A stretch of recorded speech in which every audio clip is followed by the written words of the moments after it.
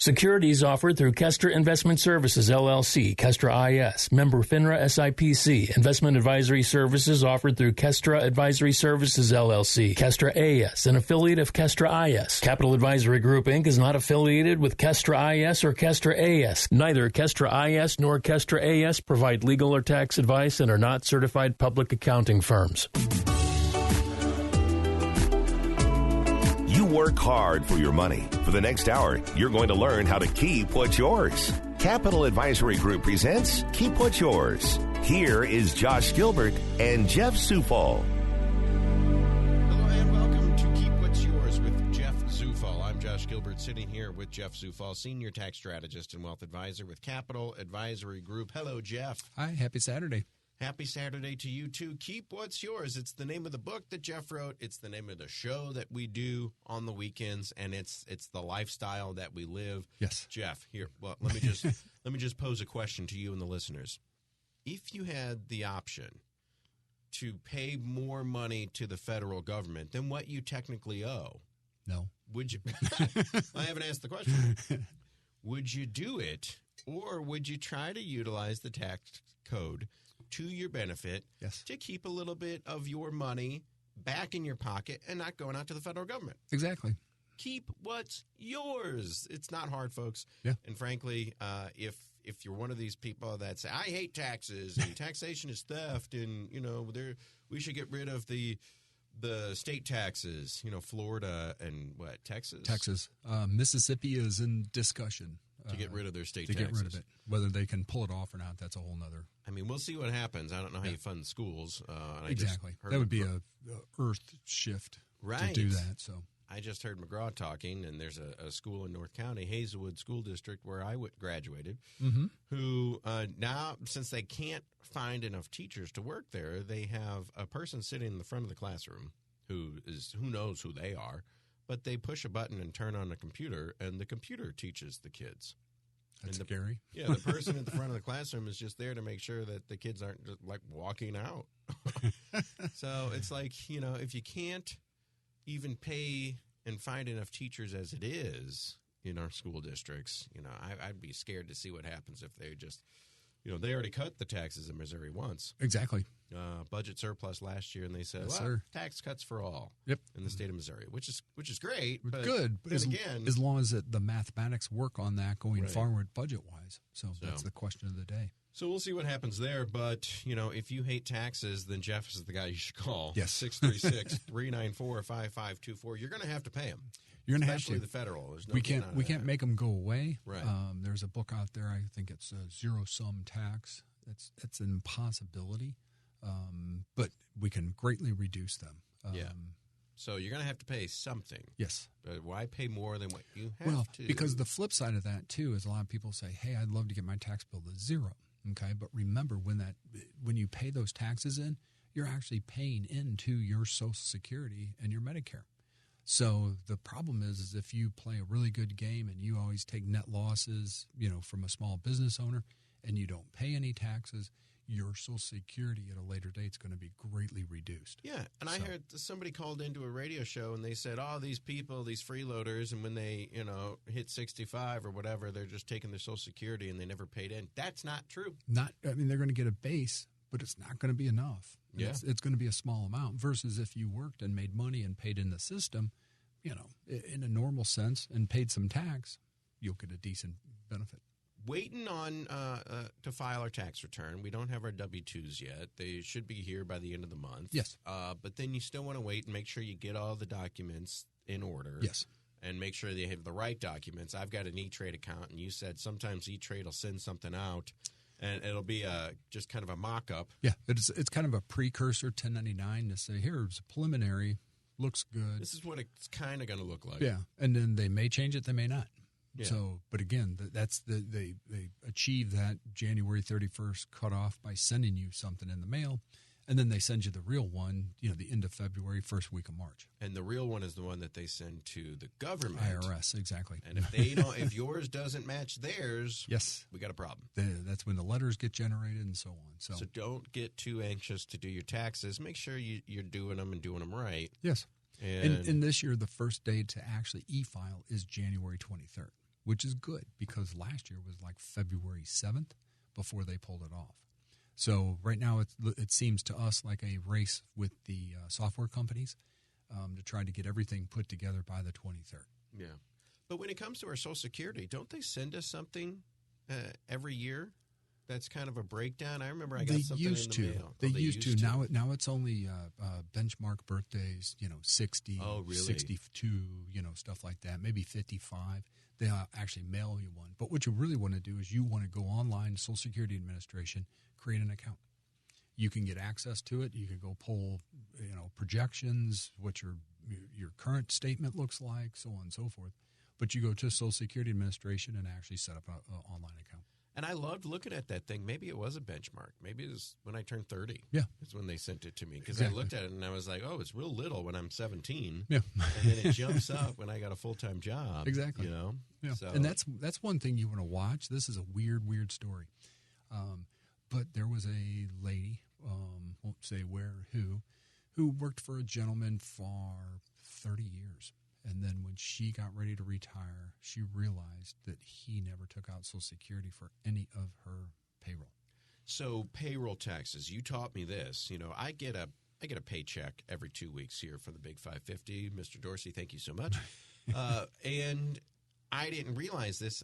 There's a line item for what I'm putting in for Social Security for me. Yes. But the employer, no matter who they are, they're matching that. Mm-hmm. And they're putting it in as well. It doesn't show up on my paycheck stub, right?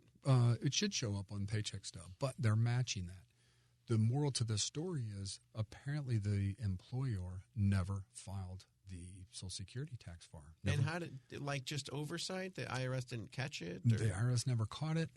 Have no idea how that went down, but the conversation was she went to retire, called Social Security. They said, hey, you don't have a benefit out here because you never paid in the system. And she went, what? And she actually produced the statement from the Social Security, and it shows you're, like you said, from, you were 17 and you had a part-time job and made $2,000. Look at that. That's vitally important because that's your earnings report, how they calculate your Social Security. Hers was zeros. No. Oh, my gosh. So how she got bumped in the system, I don't get it for a lifetime, but... What did her employer end up having to do? I would imagine that he got really lucky because she passed away. Okay, well, otherwise, there would have been some lawsuits flying around. I guarantee that. I would think so.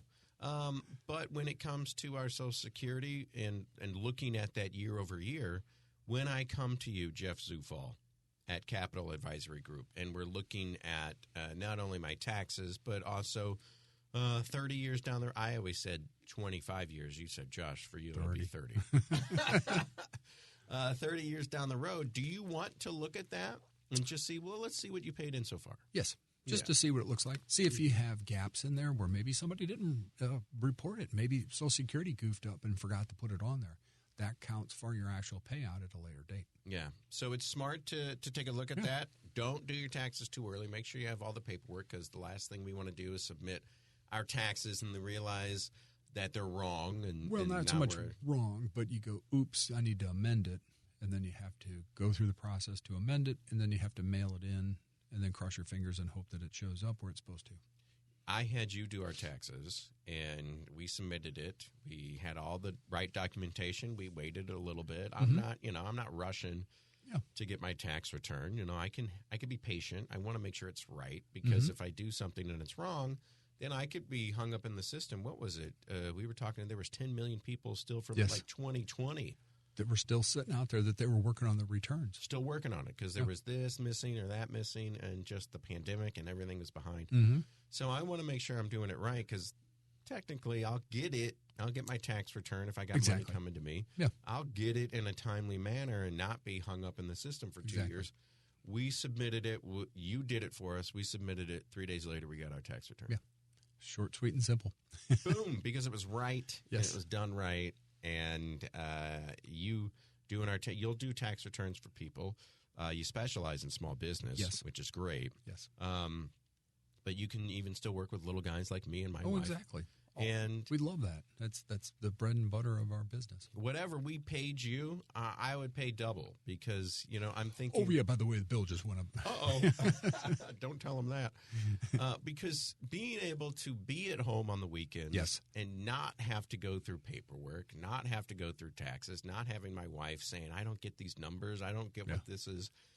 We're not tax professionals. Exactly. Even my sister, who is, she's got a advanced degree in mathematics. She did our taxes for years. She goes, look, now that you have a house and kids and everything, it's too complicated for me. Time's up. Yeah. I don't want to spend my weekends Yes. doing your taxes anymore. So it's like, well, we got to find somebody because I don't want to do my taxes because I don't know how to do it. And I don't want to spend all that time on the weekends. Time is valuable. Exactly. So I'm going to make Jeff work on the weekends. We work every day till April 15th. I'm sorry. This is your busy time. That's all part of it. So have Jeff just do your taxes for you and take the weekends off. Exactly. Don't bother yourself with the headache. It's not worth it. Time is money, and time is fleeting. So I don't want to get too philosophical here, but you can never buy that time back. So have Jeff do your taxes and do them right the first time. I want to ask you this question before we go to break. We're going to talk about the Secure Act. We're going to get into RMDs, required minimum distributions, because there's changes coming. Yes. But what are they? What is a RMD? And how do taxes work in retirement to begin with? The more we get a grasp on that, the more we realize, gosh, I need a plan. Yes. Yes. Because this is going to happen, and I'm not going to be ready for it, and I'm going to be flooding the government with extra money for taxes, then I have to. Exactly. Get a plan in place. You had a plan for your retirement to make the money, to accumulate the money. You need a plan for when you go to spend distribution. Exactly. Distribution. I want to ask you this before we go to break. I got something in the mail from American Express. Mm-hmm. And maybe I took out a credit card, or maybe, I'm not buying another house. We've had enough houses over the past 3 years. So I know that didn't kick it off. But sometimes you do something, and all of a sudden every financial institution starts sending me mail. Yes. Probably because whatever I'm doing something triggers. you clicked on sparked it to get it sent to you. I remember when we were getting a mortgage for the last house, I'm getting phone calls. Hey, we'd like to offer you a mortgage deal. And it's like, what bank is this? How did you find me? But American Express sent me something, and they said, we want you to invest, and we can give you a return on your money of 3 to 5% or something. Don't quote me. This is just funny numbers. And it made me think, American Express, they don't want to offer me a credit card. They want me to put my money with them. Put money. They're actually a national bank, too. And I'm thinking to myself, is American Express a bank? Yes. Because I know Citi is a bank. Yes. I know that Chase is a bank. They're starting to build them in Missouri now. Oh, yeah. They've seen 3 or 4 of them that they've put a bunch of Chase banks came up. And I started thinking, well, what about all the other Bank of America, Wells Fargo, these are banks. Mm-hmm. I'm like, well, what about, is Discover a bank? Yes. It is? So they have a banking arm, and the concept is they don't have branches, they don't have any brick and mortar. It's all online. So they're able to pay a higher rate for your return for you to put money with them. Because they don't have tellers. And they don't have tellers. It's all brick done and mortars. Online. I don't even know in some cases and a Capital One would be in there too. If you could actually physically talk to anybody other than you just go online and say, hey, I need money, send me money. Well, that's what I want is a bank that has my money and I can't get someone talk on the to phone. Yeah. Now, they can pay a higher rate because they don't have the overhead. They don't have the infrastructure to pay for. Yeah, the U.S. bank. I mean, that's not really what I'm looking for when it comes to a bank necessarily. We put our money with you, and we make decisions based off of what you say. But, I want to be able to talk to a teller. I want to be able to go to an ATM and with my debit card and get money out, and, Discover probably doesn't have a debit card, do they? No, I don't think they do. It's literally an online bank, which basically 24/7, you could click a button, have it sent to your checking account, vice versa, And rather than just have it sitting in, some money market account that exactly, my checking account probably makes $0. It probably makes, seriously, $0. There's probably a money market right next to it. Bank's not going to fill you in on it that you might get 2.5% on. There's money markets that are at 3.5, 3.6. The good side, if you want to call it that, of the Fed raising interest rates over the last 12 months is now we are paid to wait in money markets. Yeah. CDs, the yield on those has skyrocketed in the 4.5% range for a CD, which is beautiful. Less than a year. And again, the concept on this is, and again, might be wrong, might be right, but the second week of February, the Fed is going to, from what the word on the street is, Fed is going to raise rates a half a point again. They're in that wait and see what takes place category, but they'll probably come out and raise it a half because inflation's still greater than what their 2 to 2.5% projection is. And how does this work? When the rates go up, I get charged more for my mortgage, my credit card bills are higher, but if I've invested money, those rates are up too. The rates are coming up slowly. Okay. The rates that you pay will be like next day, automatically jump up. Credit cards, anything that you're paying a fee for literally goes the next day. Maybe 30 days later, maybe 60 days later, the bank raises isn't that funny? Yeah.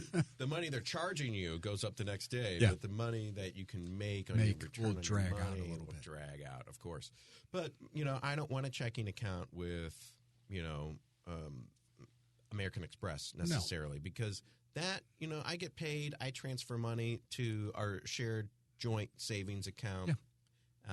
And then whatever's left over, I use to pay for gas and a coffee down the street or whatever. Yeah. My checking account to me is just that's the money I'm spending. Yeah, that's what they're designed for, technically. But the money that we've got saved somewhere, we get a choice of where we want to put that, and that's what American Express is hounding me for. They say, "Hey, whatever money you got left over, give it to us. Send it to us, and we'll pay you $3, $3.25. Let it sit in there for a while. This isn't the money that I'm going to need to." Call American Express 2 weeks later and take out again for the coffee. Yeah, they're trying to capture, helps their reserves as a corporation or as a bank, helps their reserves. The more money that they can be sitting on, better, the healthier they look on the books. So, and that's kind of what we use you for as well. And it's like at the end of the year, we're going to do our taxes with you, of course. And we're going to say, look, we've got some money left over. Should we do an I-bond that we've talked about? Exactly. Should we do this? Should we buy CDs? Should we put more into our E-Trade? Should I start contributing more to my 401k? Exactly. If I've got money left over and I haven't maxed out my 401k, why not? Exactly. So the question is, what should I do with the money left over? And I don't want people out there thinking, oh, listen to Josh talk about his money left over when everyone's living paycheck to paycheck these days. I'm living paycheck to paycheck too. Exactly. But there are some times where, you get a little bit of change and you don't know what to do with it. Exactly. Don't just leave it in your 0% money market account. Yeah. Find some place to put it so it actually makes some money for you. Exactly. And that's the whole concept of savings as you go forward. Again, with inflation, the Feds come out and say, hey, inflation was what? Our highest was 8.8, I believe. We're at 7.7 or 7.2 today. So the concept is everything that you have to buy costs way more than what you expect it is. So again, if you have the ability to save a couple $100, $1,000 here, whatever, pack it away, sit on it. Yep. And the state of Missouri, as we just mentioned, had a budget surplus, and they're giving tax cuts and giving it back to us. However you feel about that, fine.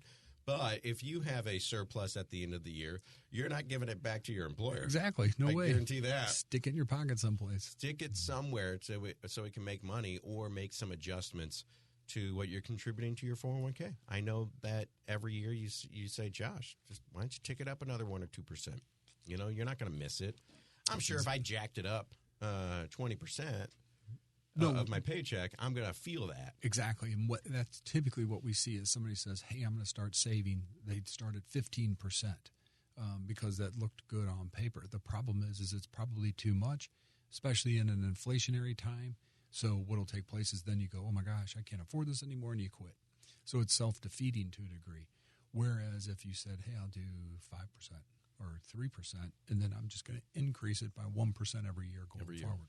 Yep. It's the easiest way to do it. Until you max it out. And then after you max out your 401k, then you have a talk with Jeff Zufall and say, well, what do I do with the rest? Exactly. And how do I avoid major taxes on it? Yes. So that is the name of the game. Keep what's yours. Jeff Zufall. Keep more money in your pocket, more money in your bank account, more money in your savings account, and less money going out to the federal and state governments. 636-394-5524, CapitalAdvisoryGrp.com. It is tax season, so get your ducks in a row. Take that shoebox and all the receipts in it and put it into an Excel spreadsheet. Yes. Do Jeff a favor. And I got to imagine that the less time you have to spend on it, the smaller my bill is going to be. Exactly. To a T. Seriously. Save yourself some money. If it has to go to 3 different people in the office for them to organize, orchestrate, add stuff up, subtract stuff. It's going to be a tougher tax return. It's going to cost you more versus if you bring it in and say, here, everything is pretty much set in stone. Yeah. Add it up, ready to go. Boom, you're done. Yeah. So we're going to come to you. My wife she's a master. Yes. At Excel spreadsheets. So she's going to give you a spreadsheet, and we're going to say, bye, Jeff. That's right. We're That's going all to you lunch. All right. Let's go to commercial break. 636-394-5524. That's Jeff's number. Give him a call. He is the senior tax strategist and wealth advisor with Capital Advisory Group. If you hate paying taxes, why are you paying more than what you have to? If you haven't done anything as far as tax mitigation on every paycheck that you get every 2 weeks, go see Jeff. He can help you out.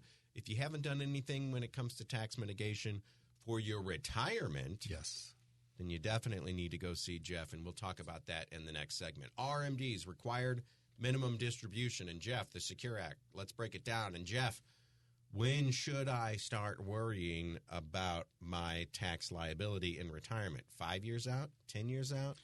20 today? Probably today. At least start focusing on it, even if it's way off in the future. At least have some sort of idea that it's coming. Yes. It is Keep What's Yours with Jeff Zufall.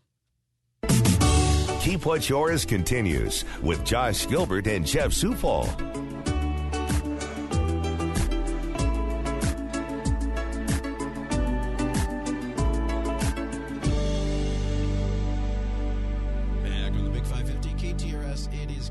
Yours with Jeff Zufall. I'm Josh Gilbert. We are talking taxes. We're talking retirement. We're talking anything that you want to talk about. And, you can always text us and we can get to it at any time. 84126, by the way. But Jeff is the senior tax strategist and wealth advisor with Capital Advisory Group.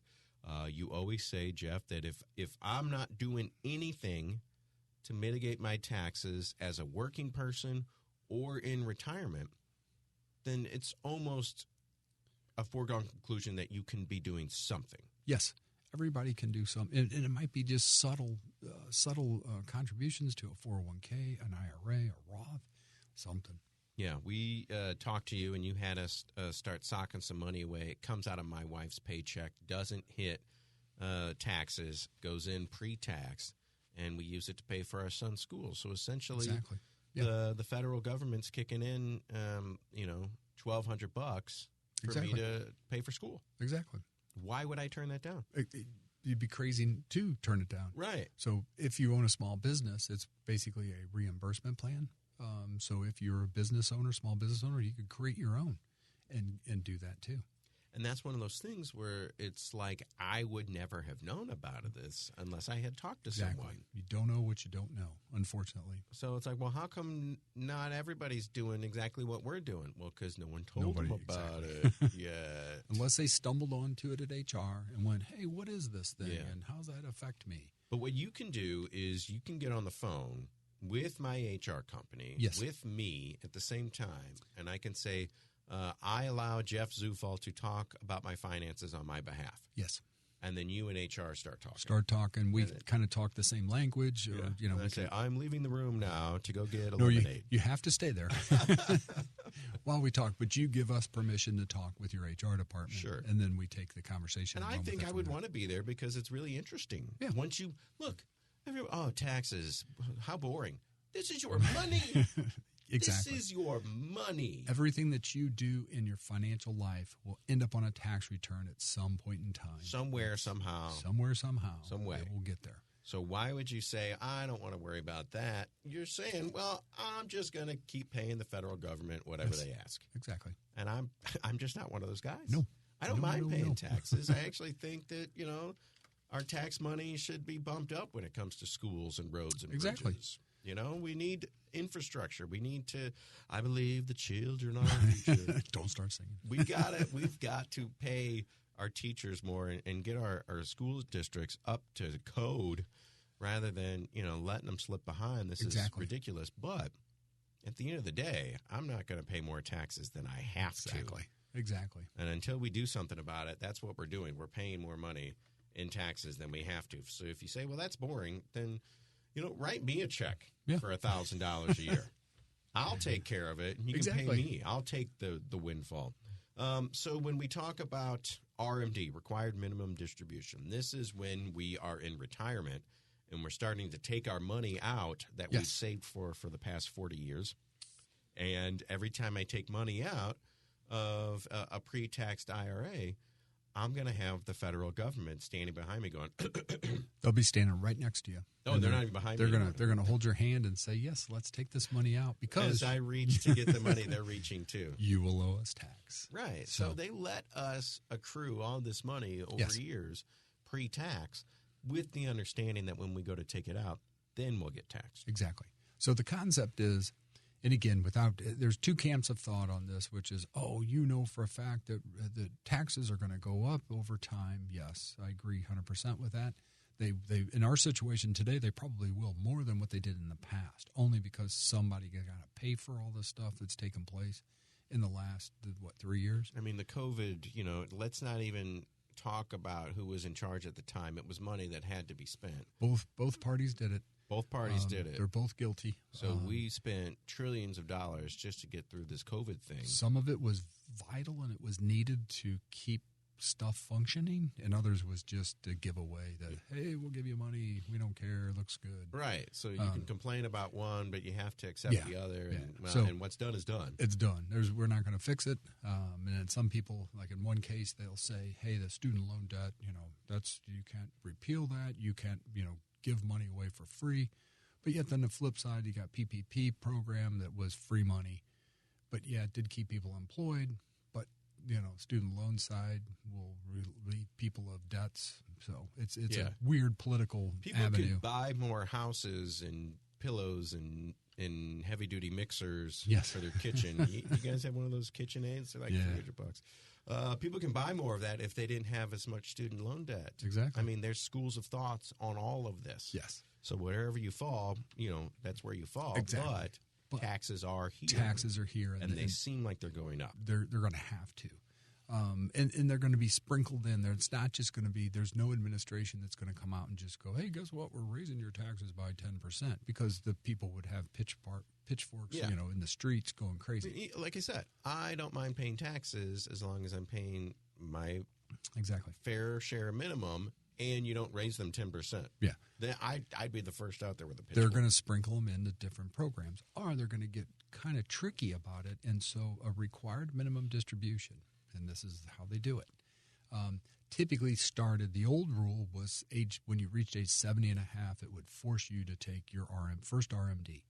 You could push that first RMD till April 1st of the following year, but typically you had to take 2 in that second year, and not really good tax-wise. Right, but the idea of the RMD is the government said, look, you've been saving money pre-tax for 35 years. Exactly. We have been waiting patiently.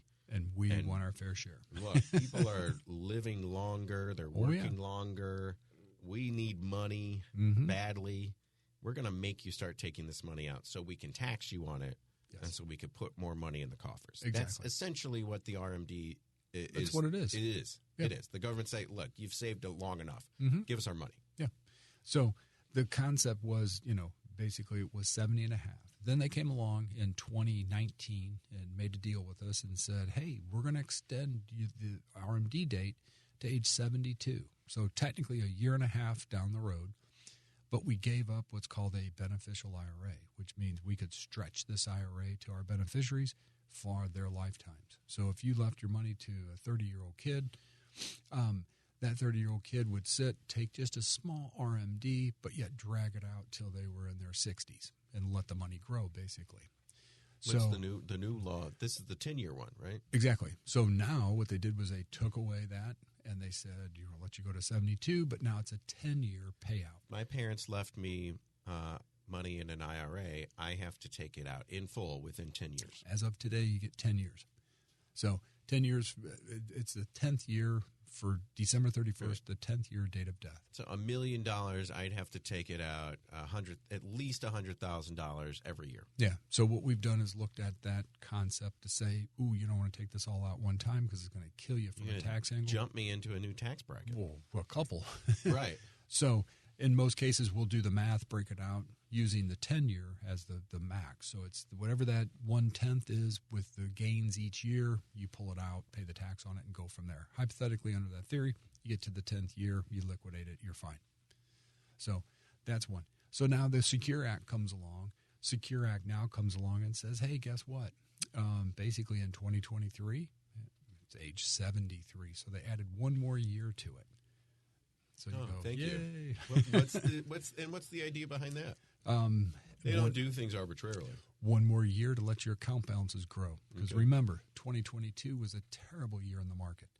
So, So the way that this RMD is calculated is they do December 31st of the previous year. So 12/31/2022, they did a snapshot. Where was your account balances at? All of them. You add them all up. You take it to this factor that the IRS has, and it says, hey, this is what you are forced to take out. So, but what if your account balance dropped from December 31st, 21 to December 31st, 22? Your RMD is going to go down. So I learned this recently. I mean, Jeff, I'm a guy that's been working all my life, and I'm in radio, so it's not like I really have to worry about, finances. I don't have any. But, Guy Phillips was in here, and when the market tanked with COVID, and he was apoplectic. Yeah. And then I realized something, but Guy, unless you took that money out today. Exactly. It's still in there. And then what happened 2-3 months later? It skyrocketed again. 20 was a weird year. Very weird year. Very weird because the world was coming to an end, but yet everybody went home and they started to day trade. And that's what propelled the markets forward. There were certain companies that had that niche, like Zoom was the company. Its stock quadrupled. It's come back to earth since then. Yeah. But again, that was kind of that weird year. The market should have fell off the face of the earth, but people were bored. You couldn't go anywhere. You couldn't go to a casino. You couldn't go to a casino. They were all closed. Sports gambling was not even an option because the games are all canceled. And then you could see in the trends of the market, you could see how the economy opened up, where then the market kind of dipped a little bit because the volume of people trading. I had people come in going, look, I made $100,000 in my trades. I was like, that's great that you did that, but guess what? And they go, what? I go, that's all short term, under 12 months, defaults to ordinary income. So it's just like you worked for it. Oh, no. So not a capital gain. Capital gains is what, 15, 20%? Long term is 12 months plus, and it's 15 to 20% depending upon income. If I buy a stock, it shoots up. What was that goofy stock? AMC. Oh, there was AMC, GameStop. Yeah. It shoots up 1,000%, and I sell it 30 days later. It's ordinary income. Ordinary income. That's I'm in the 24% you pay tax bracket. 24% on that. And if I just made a windfall on a stock because the market is crazy, maybe now I'm in a higher tax bracket. Holy cow. In some cases, it did propel them into higher tax brackets. I forgot about that rule. So, but again, by the way, that's why you need Jeff Zufall because he's the one who's going to tell you that. Exactly. You're thinking you're getting 15% capital gains. I'm good. Not that you don't want to do that. You never give away money like that. But the concept if you didn't sell it at that time, it might have tanked. It could have tanked, or if you had waited 12 months, maybe you gave up your gains. So again, it's not that they did that was bad. They just didn't they were assuming that it would only be 15%. And when I come along and go, no, it's like 24 plus. Right. So. And I would rather take the gain and you pay take the higher gain taxes, and pay higher tax. Always. You got more in your pocket. Yeah. Always. Than to let it go back down to zero. Yeah. Because then you just wasted time. Right. So. So there's that out there. You don't lose any money in the market unless you go to take it out. So last year it was a pretty rough year last year. So exactly. I guess the government's like, all right, 73 RMD. So, but again, time in the market is your friend. You have to have that, I'll say, longevity. What was the stock market in the 80s? Probably half, a quarter of what it is today. Right. Because if you look at the chart, it's like straight up. So again, time in the market's your friend. It's amazing because I saved a USA Today from, I think it was 1988, 89, something like that. Just because you were curious. Well, no, because I'd seen somebody else do it. Oh, yeah. From a Wall Street Journal, and they said the Dow is at 452 points, and it's at 33,000 today. February 1st, 1992, the Dow was at 3,000. Exactly. 267. Yeah. So there was a guy. Today's at 33,000. Yeah. So there was a guy out there that said his name was Harry Dent, and he said that the Dow was going to go to 50,000 by the year 2000 or something crazy like that. And it would have if they would have put Microsoft, Intel, and somebody else into the Dow, but they went into NASDAQ. So he would have been right on his projection. How about that? Yeah. So it's pretty wild. And everybody's like, oh, that guy's a crazy, loon. But the guy was... Somebody lock him up. Yeah, pretty much on target. So the idea is time in the market is your friend. Yes. But you have to take your money out at some point. Well, at some point... I'm retired and I want the boat or I just want to pay for my groceries. I got to take money out. Well, but what you're looking for in the market is you just don't pull it out 100% and go you need someplace to go put it. So even in retirement, you're going to need the market. You're going to need the gains of the market, positive gains of the market going forward. Now you may because I'm not going to pull it out all at once. Yeah, you may obviously have a $2 million IRA. You're only going to take $55,000. If I did that with state and federal taxes, I'd probably be paying close to 45. Yeah, 45 plus, easy. Which will so half your money goes poof in taxes, and yes, you have the other half after taxes. But guess what? If you put it in the bank and you earn interest, you owe tax on that interest. Yeah. Hey, the government's always there with their hand out. They're Just always remember patting you on the shoulder, saying "Good job." Yeah. Now give us our cut. Yeah. So they're like mobsters shaking us down. Yes. But this is the tax code. Yeah. What are you going to do? There's no way around it. Right. So I mean, there was a vote. What was it?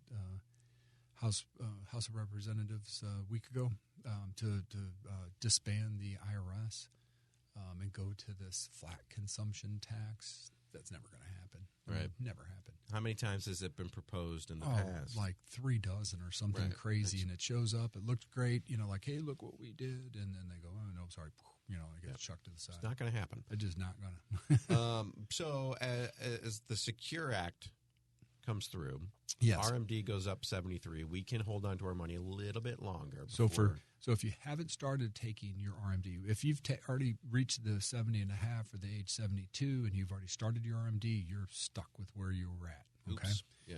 If you reached age age 73 this year, basically that's where it's starting. So age 73 in 2023. And then it'll push to 75 in 2033. So in basically 10 years, it'll push to 75. So if it stops there, I mean, I'm 40. Yeah. So you'd be in I'd be in 75. Age 75, you'll be forced to take your first RMD. Who knows if they raise it to 80 at some point? They could, but they may reel it back. Because they do want their money. They want their money, but what they're trying to do is over the last 3 or 4 years, kind of, again, this is my personal opinion on it, they're looking at what's going on, the craziness in the markets, and saying, all right, we're not going to force you to take this money out unless the market can recoup a little bit. So hopefully buy in some time, market will recoup, everybody's Maybe happy. the idea, correct me if I'm wrong, is the more money I make and the more money I have in my account, the more they're going to get. Well, sure. They don't want me taking my money out at the bottom of the market because they'll get less in taxes. They'll get less because you'll liquidate your account faster. Mm-hmm. So basically the good thing is the penalties for the RMD. So this is huge, and I mean huge. So again, your RMD doesn't start till 72. But let's say that you're maybe, mom and dad are in their 80s. They're starting to slip a little bit. They're not as sharp as what they used to be. They get a notice from their brokerage account says, you got to take this RMD. They don't know what it is. They throw it aside. They don't take it. The today rule basically says the penalty is 50% of what you didn't take. Oh, okay. So there's a minimum. Yeah. So there's if a it's minimum that the IRS says every year, and it gets bigger and bigger. So let's say that your RMD was $10,000. The penalty is 50%. So you got a penalty. So I got to take out $10,000, and well, your penalty is $5,000 just on the penalty alone. Oh my gosh! So they don't goof around on this one. They're to a T. Oh so my gosh! The problem is you're dealing with, I say, older America, who might not have people that are right there. And that $5,000 goes right to them. Yeah, it's right to the IRS. So I take out $10,000. I pay the taxes. Let's just say it's 20%. I pay $2,000 to the IRS, and then I owe them another $5,000 because I didn't take it out in time. Yes. So boy, they're serious. They're not messing around. So the Secure Act, for once, somebody used common sense on this, and they said, "Hey, we're going to take the penalty from 50% because it's huge, from 50% to 25%." No mistake should be worth. No, not $5,000. That's stupid. Right.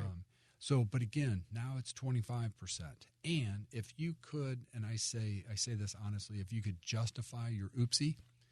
Whether that's writing a letter, we're not sure on how this goes, writing a letter saying, my wife was in the hospital, I missed my RMD, I'm sorry. They will then take the penalty and drop it to 10%. Okay. So they're being they have a heart after all. Normal. But we see a ton of people that come in and they go, they're older, they just don't get it. And again, no offense to them. And they're like, hey, we're all going to be there. Oh, exactly. Right. And they go, I missed my RMD, what do I do? I was like, yeah. That's not good. Let's come up with an excuse. And you start petitioning the IRS with letter. letters, saying, sorry, this happened. And some of them are legit. I was in the hospital for the last 7 months. I didn't know I was supposed to take an RMD, forgot about it, that type of stuff. So would you, are you a brokerage firm? Would you be the one that sends me the money? Or sends me the note that says, hey, your RMD's coming up? No, or but would it be more like the Merrill Lynch's? So from a broker-dealer standpoint, whoever holds custody of the money is the one that is. So you don't have a safe in your office? No, God, no. We're not Bernie. Right. But ours is National Financial. So National Financial holds that letter. They send the letter out. But it's our, I don't want to say duty/responsibility, maybe not responsibility, but definitely duty to follow up with the clients and say, hey, you got to take $3,000 from this account. Make sure you take it. And the idea, we are on a schedule that we basically see you once a quarter. Just me personally with my wife. We missed the last appointment, but that's just, a holidays and all that stuff. So at some point, especially in retirement, when I got nothing else to do, I'm going to love retirement, by the way. Well, most people, though. I'm going to be at your office every day. Hey, Jeff. That's what I always thought. And then I call these people and go, hey, we need to sit down. They're like, man, I'm really busy. Traveling a lot. Just retirement stuff comes up. They go, I do more golfing. I do more in retirement than I did when I was working. I love it. I can't wait. Heck yeah. I'll have to be 70, maybe 75. Yeah. But the idea is that your person will tell you. You'll get a couple letters. You'll get some reminders. And when I go and see you for my taxes, you'll remind me as well. Yeah, because it's part of the tax planning process to say, if we control your money or run your money, we're like, hey, here's your RMD for this year. It went up, it went down, but this is what it's going to cost you in taxes. If we don't, we typically will reach out, say, hey, produce a statement to us, find us what that number is so that we can start to put it together for the year from a tax planning standpoint. So don't let it lapse. Don't forget to take your RMD out because the government is really serious about hey, you're messing with their money now. Exactly. Well, and they want the taxes. They back down a little bit, which is very, very, very good. But still, 25%. 25% still penalties, isn't that's chicken a lot feed. Yeah, that's still. I mean, if your RMD is $10,000, I'm just giving the government an extra $2,400. You're right. Unless you could petition them and get it to knock down to 10. Woof. All right, so there's that out there. Do not miss your RMD distributions. 636-394-5524. That's the phone number for Jeff. Call now. He's not going to pick up because he's a little busy at the moment. But leave a message, leave a voicemail, leave your name and number. Say, I want help with my RMD. I want some tax planning because I'm going to retire in 5 years. I want tax planning because I'm going to retire in 10 years, and I'm a go-getter. So here's the setup. Let's say that you're going to retire in 5 years. You were very diligent. You put a ton of money into your 401k, IRAs, over the years. You have a ton of money now built up in these, I'll call it tax-deferred or pre-tax accounts. The trick is you, one, need to plan on what is your RMD going to be, how much is it going to cost you when you start to take that money out, and how do you strategically take that money out in retirement and pay the less tax as possible. And in some cases, Roth conversions come into play. Mm-hmm. Others, it's not mathematically worth it. Right. Let's talk about that in the next segment. Let's go to break real quick. We've got another 5 minutes or so on the other side. Let's just hit that real quick. And maybe we've been meaning to do an RMD show for a couple of months now. But so much stuff in the news comes up that we have to address. Sidetracked, Hey, everybody, you realize that there's inflation going on right now? Yes. Whoa. Yes. So we have to address that. But we want to do the RMD show, but I do want to touch on some ideas because I always tell you, it's like every time I talk to my wife about finances, I wish I had a big whiteboard that I could just wheel out of, the back closet and write numbers on here, because when you start talking, especially in your car or just listening while you're doing the dishes or wherever you are, these numbers are floating around in your head. So sometimes it helps to really try to break it down and nail it down.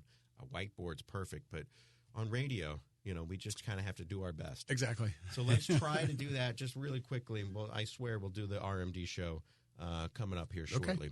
But because it is tax time, it is time, people. I mean, it's a new year. So that's right, new year. A new RMD's right around the corner. Right around the corner. Let's go to commercial break. 636-394-5524. Jeff Zufall, Senior Tax Strategist and Wealth Advisor. Capital Advisory Group, CapitalAdvisoryGrp.com. Keep What's Yours continues with Josh Gilbert and Jeff Zufall.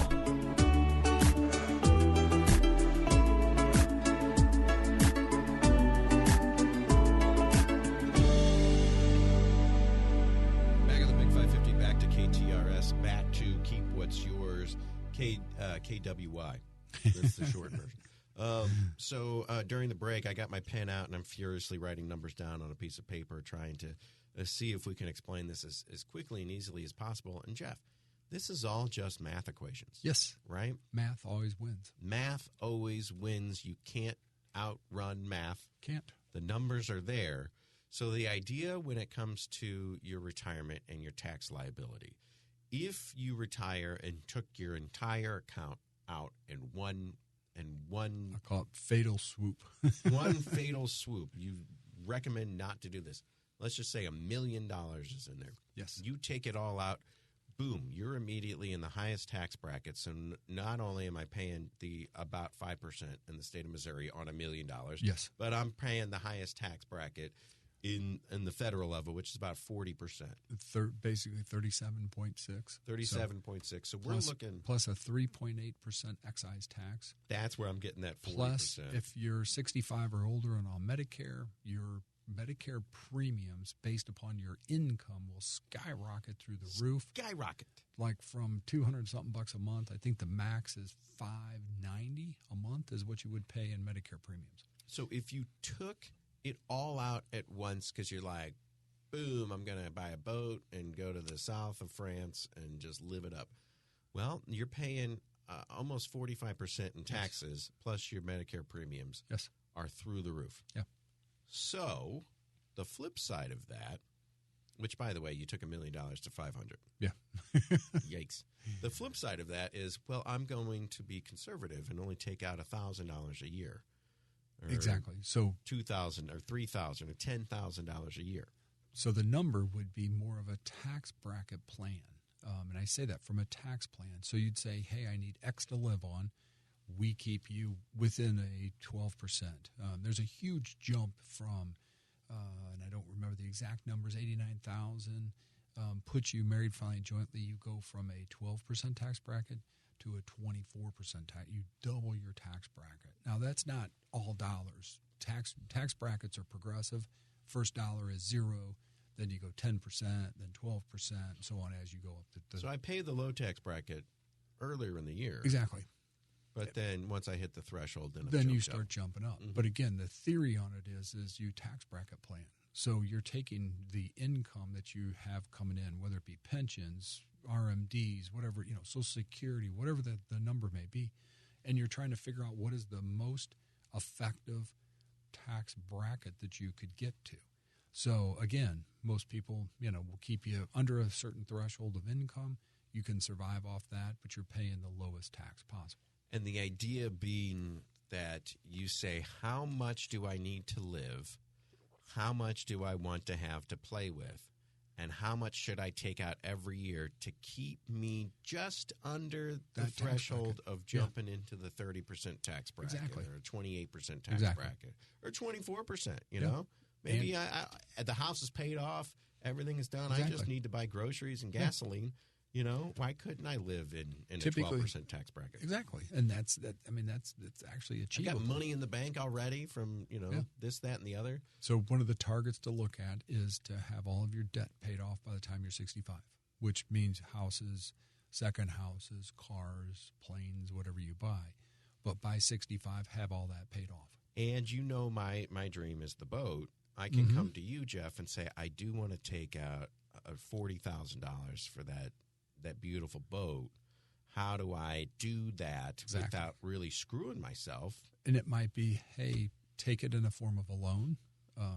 Interest rates are cheaper. Drag it out over 5 years, or 3 years, whatever the case may be, and then slowly maybe I take out $25,000. Exactly. I keep it underneath that threshold, and then find some way to make up the extra 15 somewhere. Yeah, exactly. So that's the game that gets played as you go forward. That's the game. That's all it's it all is. math. It's pure math. It's all math. Yeah. And when can we start talking to you about this math? I'd say, honestly, 40s to really start laying in your 40s. In your 40s, start laying the plan out. Just get the idea. The idea is you went with a pre-tax 401k because you said down the road, I'm going to worry about taxes down the road. Exactly. But if you... Well, you're not 20 anymore. Exactly. So the concept... you got to worry about those taxes at some point. The concept is this, is what if you, in your highest earning power, you were in a 24% tax bracket.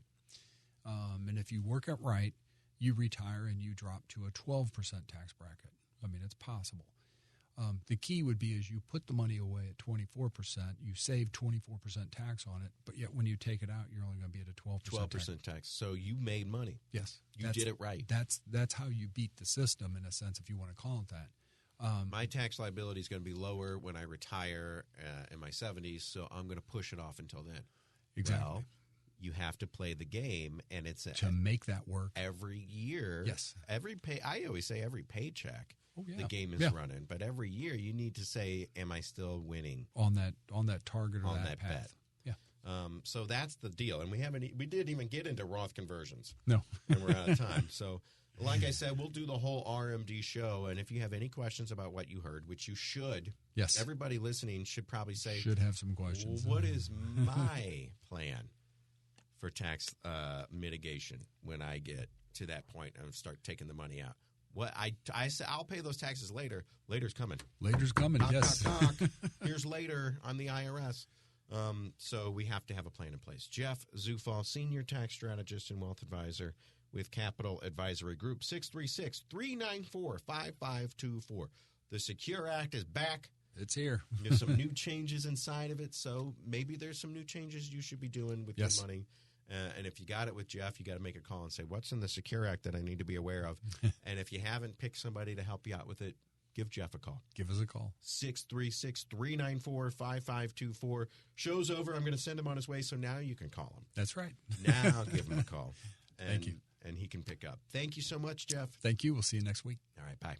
You've been listening to Keep What's Yours with Josh Gilbert and Jeff Zufall, Senior Tax Strategist and Wealth Manager at Capital Advisory Group. To learn more, call 636-394-5524 or visit CapitalAdvisoryGrp.com.